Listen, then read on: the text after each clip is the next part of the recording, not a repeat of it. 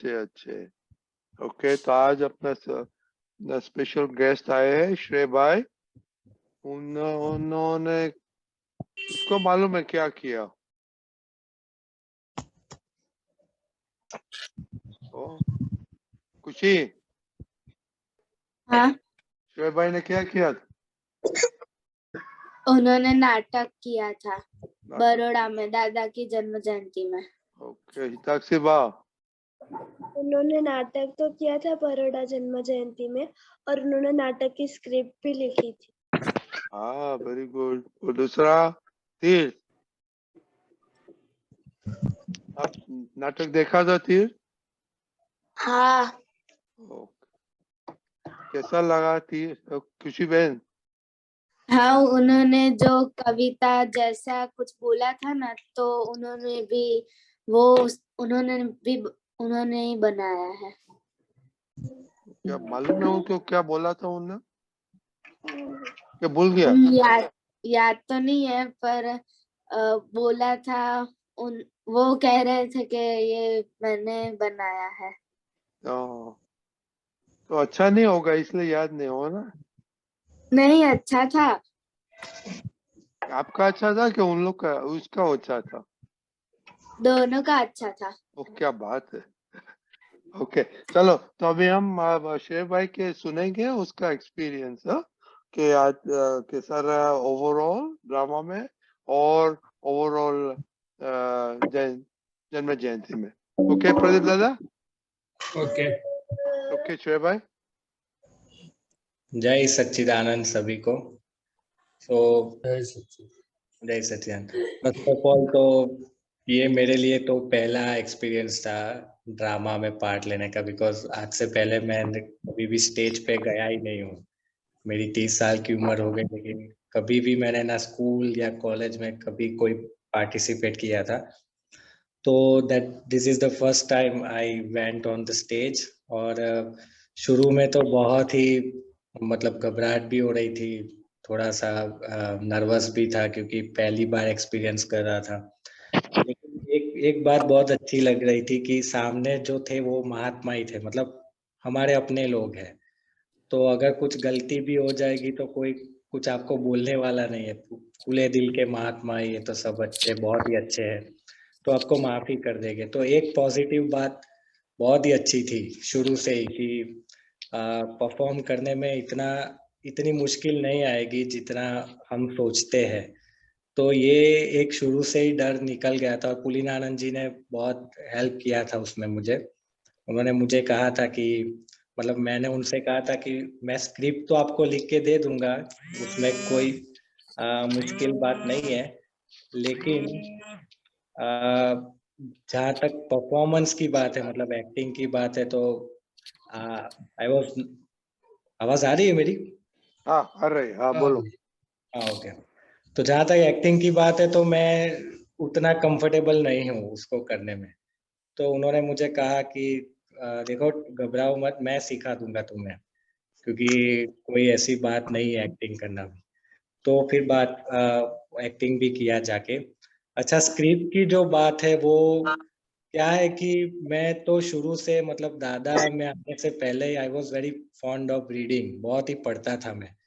और मैंने बहुत सारे मूवीज भी देखे, मैंने जैसे एक एक्सपीरियंस में भी कहा था। तो इट्स लाइक क्लासिकल जो होते हैं ना, पैरेलल सिनेमास जो बोलते हैं, अब टिपिकल बॉलीवुड फिल्म्स, तो वो बहुत ही बचपन से ही देखता था।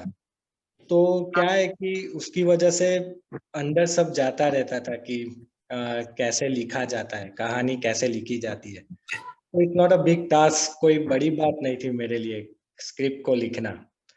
तो जब ये डिस्कशन हुआ पुलिन आनंद जी के साथ कि भाई क्या लिखे और किस टॉपिक पे लिखे, तो ऑलरेडी ऑफिस की जो स्क्रिप्ट जो बनाई थी वो तो ऑलरेडी मैंने लिखी हुई थी आज से 2-2.5 साल पहले, बिफोर कोरोना। लेकिन जिस नोट में मैंने लिखी थी वो मुझे, मेरे गुम हो गई, मुझे मिली नहीं बाद में। लेकिन मेरे दिमाग में ताज़ा थी वो बात कि मैंने क्या लिखा था उसमें। तो मैंने पुलिन आनंद जी से कहा कि ये ऑफिस का जो टॉपिक है, जो कि कभी परफॉर्म नहीं हुआ है दादा की जन्म जयंती पर, आज तक जितने भी परफॉर्मेंस हुए वो सारे तकरीबन घर के ही मसले जो होते हैं उसी के ऊपर हुआ है। तो मेरी ख्वाहिश है कि अगर हम इस पर बनाए तो एक बहुत ही अच्छी बात रहेगी। और ऑलरेडी स्क्रिप्ट लिखी हुई है तो इसमें ज्यादा कोई मुश्किल की बात नहीं होगी। तो उन्होंने अग्री कर दिया कि चलो ठीक है, ऑफिस के ऊपर बनाते हैं। तो फिर एक दिन के अंदर, हालांकि मुझे याद था तो मैंने फिर से लिख दिया सारा सब कुछ एक ही दिन के अंदर। और की दुकान की जो स्क्रिप्ट थी वो जब डिस्कशन हुआ हमारा मीटिंग में तो वो टॉपिक निकल के आया सामने। तो उसकी स्क्रिप्ट कैसे लिखे, तो उसमें अब्दपुत्र श्री कमलेश आनंद जी जो है हमारे, उन्होंने मुझे बहुत हेल्प की थी। उन्होंने मुझे बताया कि एक्चुअली 2-3 लिंक्स उन्होंने मुझे कि ऑनलाइन सोर्सेस अगर पढ़ने हैं दादा के ऊपर लिटरेचर जो भी पढ़ना है तो तुम इस लिंक का उपयोग करके उसको पढ़कर तुम्हें टॉपिक, मतलब जो भी दादा ने उसके ऊपर अगर सत्संग किया है तो मिल जाएगा। तो उसको पढ़ने के बाद थोड़ा आइडिया आ गया सुख की दुकान के ऊपर कैसे क्या लिखना है, तो वो भी लिख लिया। तो with in 5 to 6 days, scripting is not a big task, बहुत ही आसानी से लिख लिया था। अच्छा, इसमें एक दिलचस्प बात यह है कि बिफोर दादा में आने से पहले, जैसे मैंने कहा कि मैं बहुत पढ़ता था ये गुजराती लिटरेचर जो किताबें है, उसमें से जो 2 लोग जो मुझे बहुत ही पसंद थे, जिनकी लिखनी मैं आज भी उनका मुरीद हूँ बहुत ही बड़ा, वो एक हमारे महात्मा नसीर इस्माइली साहब और दूसरे चंद्रकांत बख्शी साहब। वो दोनों ही दादाजी, नसीर साहब तो खैर महात्मा ही थे, और चंद्रकांत बख्शी साहब वो है जिन्होंने दादाजी का इंटरव्यू किया था, वन एंड ओनली इंटरव्यू जो हुआ था 1983 में। तो ये शायद इत्तेफाक की बात रही कि बिफोर दादा जो मैं जिन लोगों से परिचय में रहा वो भी कहीं ना कहीं दादा से ही जुड़े हुए थे। तो नसीर साहब की जो लिखनी है, जो वो जिस तरह से लिखते थे, अगर आपको मौका मिले तो गुजरात समाचार में उनके संवेदनाना सूर नाम की एक आर्टिकल आता है, आप पढ़ सकते हो उसको। अभी आता है कि नहीं मुझे मालूम नहीं है। तो वो मुझे बहुत ही हेल्प करता था, बहुत ही अच्छा लगता था मुझे उनकी जो जिस तरह से वो सजाते थे कहानी को पूरा। तो मैंने इसी बात को ध्यान में रखकर दोनों स्क्रिप्ट लिख डाली, नसीर साहब की पूरी जो स्टाइल है, राइटिंग स्टाइल, उसी को फॉलो करके। और एक बात मुझे बहुत ही मतलब ये पहले से मालूम थी कि जब कहानी अगर अच्छी लिखी हुई है तो फिर आर्टिस्ट के लिए परफॉर्म करना बहुत ही आसान रहता है। यानी ये मेरी रिस्पॉन्सिबिलिटी बड़ी ज्यादा थी कि अगर एज अ स्क्रिप्ट राइटर अगर मैं जा रहा हूँ लिखने के लिए तो फिर ये मेरी रिस्पॉन्सिबिलिटी बढ़ जाएगी कि मुझे इस तरह से लिखना है कि आर्टिस्ट जो है, कलाकार जो है, उसको परफॉर्म करने में बिल्कुल भी इतना भी उसको मुश्किल नहीं आए। तो दादाजी को फिर प्रार्थना की, दादाजी की कृपा भी है, बहुत ही है कृपा, तो उसकी तो कोई बात नहीं। लेकिन जो भी स्क्रिप्ट लिखी गई बहुत ही अच्छी तरीके से लिखी गई। और पुलिनानंद जी ने उसमें थोड़ा सा जो चेंजेस करना था, वो ज्ञान का पॉइंट ऑफ व्यू जो ऐड करना था, वो सारी बातें ऐड करके विद इन 10 days हमने दोनों स्क्रिप्ट खत्म कर दी। अच्छा, जब एक्टिंग की बात आई तो फिर जैसे मैंने कहा कि मैं तो बड़ा शाय किस्म का आदमी और मैंने आज तक कभी स्टेज पे मैं गया नहीं था। तो मैंने पुलिनानंद जी से कहा कि ठीक है चलो, आप अगर मुझे इंटरेस्ट कर रहे हो तो मैं एक रोल करूंगा, लेकिन मुझे छोटा सा रोल देना। मैं कोई सेंट्रल कैरेक्टर जो है, जो उपदेश देने वाला जो रोल, जिसका बड़ा रोल होता है, वो मैं नहीं कर पाऊंगा क्योंकि I am not comfortable with it. तो उन्होंने कहा ठीक है कोई बात नहीं, तुम सेंट्रल रोल मत करना, तुम दूसरा रोल कर लेना। लेकिन अनफॉर्चुनेटली ये हुआ कि जो हमारे साथ जो सेंट्रल रोल कर रहे थे स्मितल भाई, उनको डेंगू हो गया विद इन प्रैक्टिस। तो उनको फिर हॉस्पिटलाइज भी हुए कुछ दिन के लिए, और टाइम निकलता जा रहा था क्योंकि सिर्फ 10-15 दिन बचे थे। और अगर सेंट्रल किरदार ही आपकी मतलब नाटक में से निकल जाए तो फिर तो आप समझ सकते हैं कि कैसे होगा। तो फिर मैंने ये फिर दादाजी से प्रार्थना करके मैंने खुद ही रिस्पॉन्सिबिलिटी ले ली, और मैंने पुलिनानंद जी से कहा कि ठीक है अब मैं ही सेंट्रल रोल करूंगा। मुझे थोड़ा बहुत कॉन्फिडेंस आ गया इतनी प्रैक्टिस जो हमने की इसकी वजह से। और आप मुझे एक दिन का समय दीजिए, मैं एक दिन में सारे डायलॉग उनके याद कर लूंगा। मतलब कोई मुश्किल बात नहीं थी मेरे लिए, क्योंकि मैंने ही लिखे थे, सिर्फ एक नजर मारनी थी कि कब कहाँ क्या बोलना है। तो एक दिन उसमें लगा, और फिर मुझे सेंट्रल रोल भी करना पड़ा उसी नाटक में। लेकिन बहुत ही अच्छे से हो गया, ये सारी चीजें बहुत ही अच्छे से हुई, दादाजी की कृपा ही है इसमें, मैं यही कहूँगा। और रही बात वो पोएम की, अच्छा उसमें क्या था कि आ, ये कहानी तो मतलब ड्रामा तो पूरा लिख लिया हम लोगों ने, 3 के 3 ड्रामा, लेकिन मुझे ऐसा लग रहा था कि कहीं कुछ कमी रह गई। वो जिस तरह से सम अप होना चाहिए, कंक्लूजन निकलना चाहिए, वो कहीं निकल नहीं रहा था। ऐसा लग रहा था कि हम आए, परफॉर्म किया और दादाजी का उपदेश दिया, दादाजी की बात कहकर हम निकल गए। सामने वाले को पता चला नहीं पता चला, इससे कोई हमें इतना अंदाजा नहीं रहा था, खास करके मुझे, क्योंकि मैंने ही लिखी थी ये सारी बातें। तो मुझे बहुत सेटिस्फेक्शन नहीं हो रहा था कि सम अप नहीं हो रहा है ये ड्रामा। तो उसी बीच जो दीपू भाई जो कल आए थे, उनकी मम्मी जी ने मुझे एक बात कही थी विद इन प्रैक्टिस, कि सासू बहू का जो ड्रामा था हमारा दूसरा वाला, उसमें उन्हें 2 मिनट का पॉज चाहिए था बीच में, साड़ी बदलने के लिए और फिर वापस आने के लिए। तो ये क्या है, ड्रामा में रूल है कि स्टेज आप खाली नहीं रख सकते, 2 मिनट हो या 1 मिनट हो, क्योंकि बहुत अ, अच्छा नहीं लगता कि कोई स्टेज पर है ही नहीं। तो उन्होंने मुझसे कहा कि ये 2 मिनट को तुम कवर कर पाओगे? तो मैंने कहा ठीक है, मैं कविता लिख सकता हूँ 2 मिनट में, अगर आप कहें। तो उन्होंने कहा ठीक है, कोई बात नहीं, करो, देखो क्या होता है।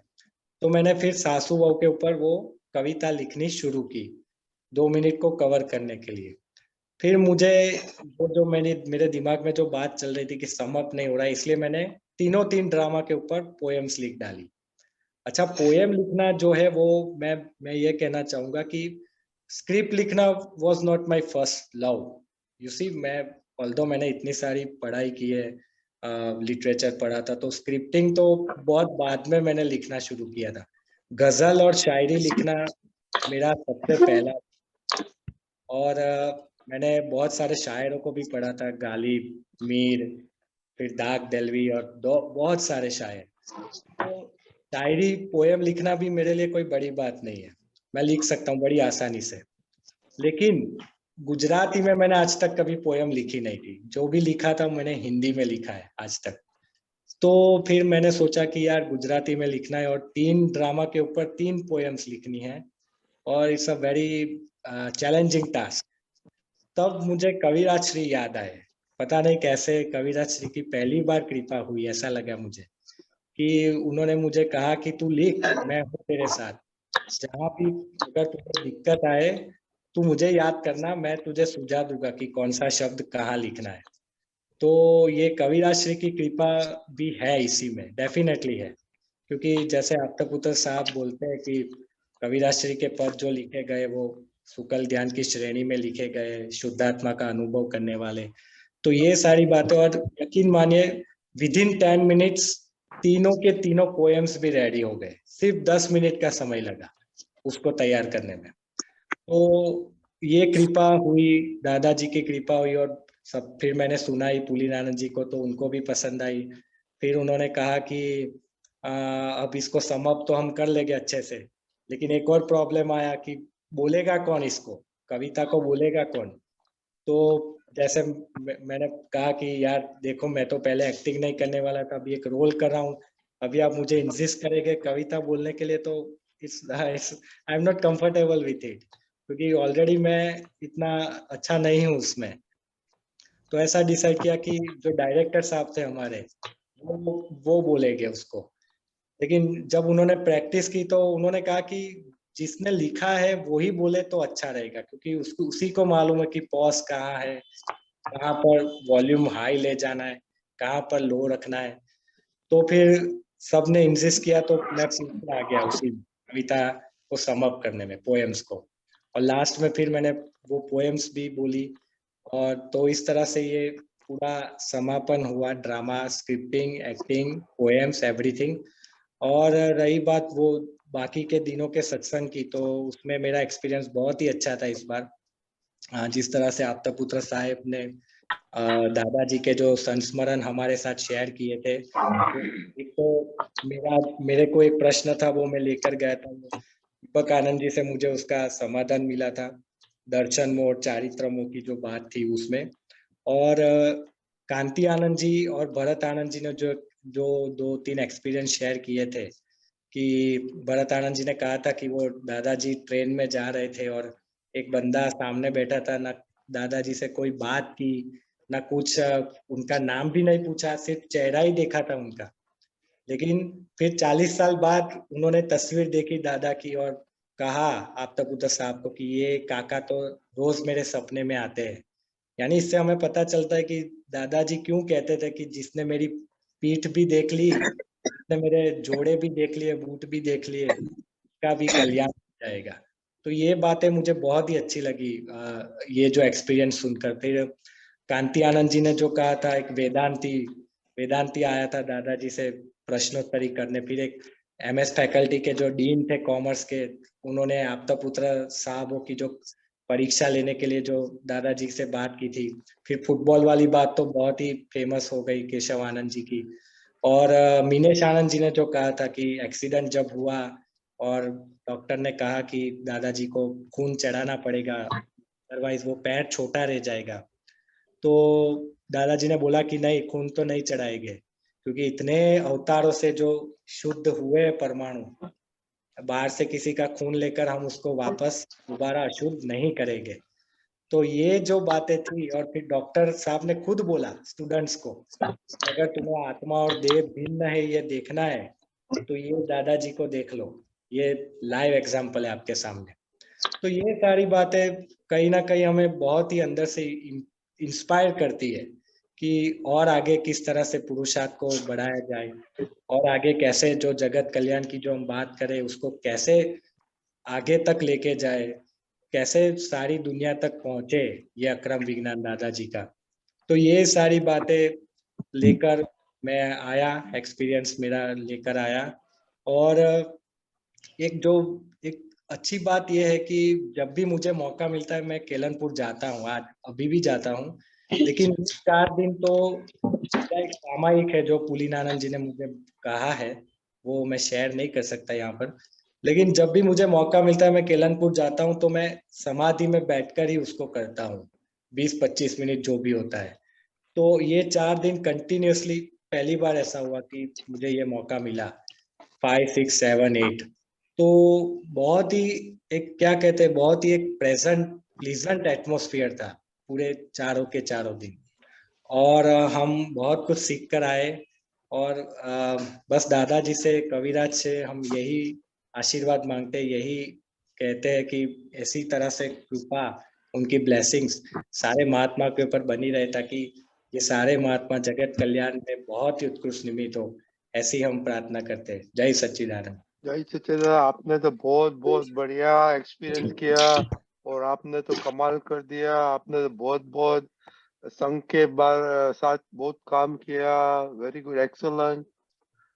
ड्रामा भी एक्सलेंट था, स्क्रिप्ट भी सब एक्सलेंट था, और लास्ट में आपने जो पोएम्स भी और समराइज किया था, वंडरफुल वंडरफुल। अनन्या दीदी क्या बोलते हैं आप?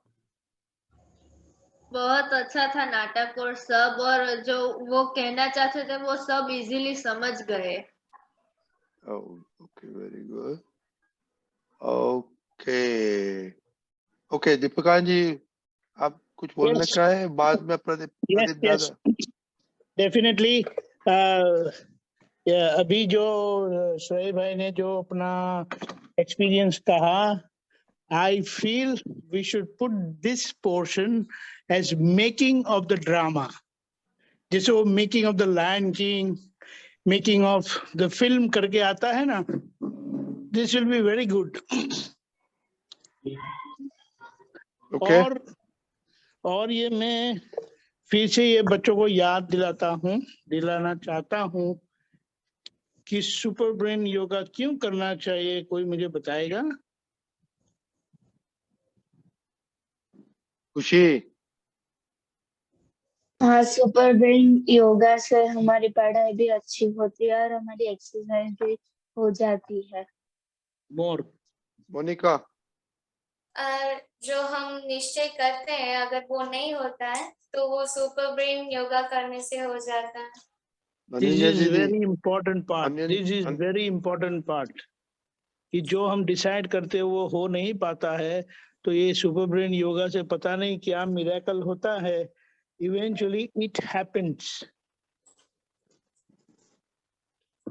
तो इसका उपयोग इसलिए करना है, आपको प्रतिक्रमण करना पड़ता है वगैरह सब करना पड़ता है ना, तो इसके लिए आपने डिसाइड किया है, लेकिन जब होता नहीं है तो ये हमारा डिसाइड किया हुआ सुपर ब्रेन योगा करने से, I don't know, I have experience, it happens. So इसीलिए कहता हूँ ये लोग जो मिस करते हैं ना, they should make it a point. ऐसा है. और दूसरा मैं अभी एक भेजूंगा, उसमें एक कासा कासा थुपुकरणम है, वो क्रॉस लेग करके करना होता है, और you don't have to go down fully, half way. उसकी भी असर बहुत अच्छी है, तो वो भी मैं भेज दूंगा. So please do super brain yoga and making of the drama. ऐसा करके ये पोर्शन अगर आ जाएगा श्रेय भाई का, इट विल बी वंडरफुल. जय सच्चिदानंद. जय सच्चिदानंद. ओके, प्रदीप दादा आप बोलिए. बताइए. तो सबने बताया, श्रेय भाई ने बताया, दीपक आनंद जी ने बताया, और ये बच्चे लोग ने बताया कि सुपर ब्रेन योगा से हमें इतना फायदा होता है. तो मैं तो यही उनको विनती करूंगा कि जो बच्चे लोग जो भी नहीं करते हैं, अगर जो महात्माओं को भी ये हेल्पिंग है तो वो इसको सभी समझदारी के साथ सुपर ब्रेन योगा करना चाहिए. और दूसरा जो कविराज के पद और दादा की बात जो बताई है, तो हमारे जीवन में ये दादाजी की बात और कविराज की पद की जो हमें भक्ति करनी है, वो हमारे जीवन में बहुत काम आ सकती है. क्योंकि ये हर एक महात्माओं का डिफरेंट अनुभव है. क्योंकि जैसे कॉज एंड इफेक्ट का साइंस है, इसी तरह हमारी जैसी पढ़ाई होगी, जैसा हम जिस वातावरण में रहेंगे, जिस समझदारी के साथ हम जिएंगे, तो हमें ही ये सब का फायदा मिलने वाला है. जैसे श्री भाई ने बताया कि मैं भाई ऐसे रीडिंग करता हूँ, ये करता हूँ, जो भी उन्होंने नासिर इस्माइल साहब की बात की, वो शायरों की बात की, इसी तरह ये सब चीज़ हमारे जीवन में, ये दादा की कविराज की बातें, कविराज के पद, दादा की बातें, उनके सब जो जितना हमारा टच होगा, तो वो हमारे मन वचन काया में ये सब फीडिंग होगा. और ये ऐसी चीज है, वो खुद को अनुभव से ही पता चलता है. तो ये हर चीज़ों का हमें, हमारा मनुष्य जीवन का जो सार्थकता है, वो हमारी प्रगति के लिए, ये हमें हर चीज़ को, अच्छी चीज़ों को, उनका हमें उसको एक्सेप्ट करना चाहिए, उसका रिस्पेक्ट करना चाहिए, और हमें उनमें सिंसियर रहना चाहिए. जय सच्चिदानंद. जय